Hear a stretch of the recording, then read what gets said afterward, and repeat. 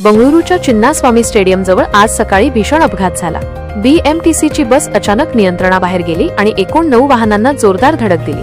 प्रत्यक्षदर्शींच्या माहितीनुसार बस चालकाला अचानक झटका आला आणि त्याने चुकीने ॲक्सिलरेटर दाबल्यामुळे हा अपघात घडला। या झटक्यामुळे बस अनियंत्रित झाली आणि सलग अनेक वाहनांवर आदळली। घटनेचा सीसीटीव्ही व्हिडिओही समोर आला आहे, ज्यात चालकाला झटका बसल्याचे आणि बसचा वेग वाढत राहिल्याचे स्पष्ट दिसते। यावेळी कंडक्टर पुढे धावत गेला आणि बस थांबवण्याचा प्रयत्न केला, पण वेळेत नियंत्रण मिळवता आले नाही। परिणामी बसने ऑटो रिक्षा, कार आणि दुचाकीसह एकूण 9 वाहनांना धडक दिली। अपघातात एका ऑटो रिक्षा चालकाला गंभीर दुखापत झाली असून त्याच्यावर रुग्णालयात उपचार सुरू आहेत। क्युबन पार्क वाहतूक पोलिसांनी बस चालकाला ताब्यात घेतले असून घटनेचा सखोल तपास सुरू आहे। प्रशासनाने सांगितले की सर्व जखमींवर उपचार सुरू आहेत आणि अपघाताचे नेमके कारण शोधले जात आहे। दरम्यान शहरात आणखी एका दुर्दैवी घटनेत एका 9 वर्षांच्या मुलीचा मृत्यू झाला आहे। राजाजीनगरमधील पंचजन्य विद्यापीठ शाळेजवळ हा अपघात घडला।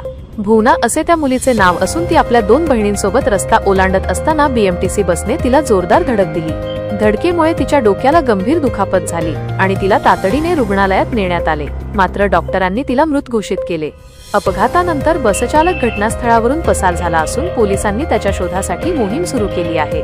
या प्रकरणात गुन्हा दाखल करून तपास सुरू करण्यात आला आहे।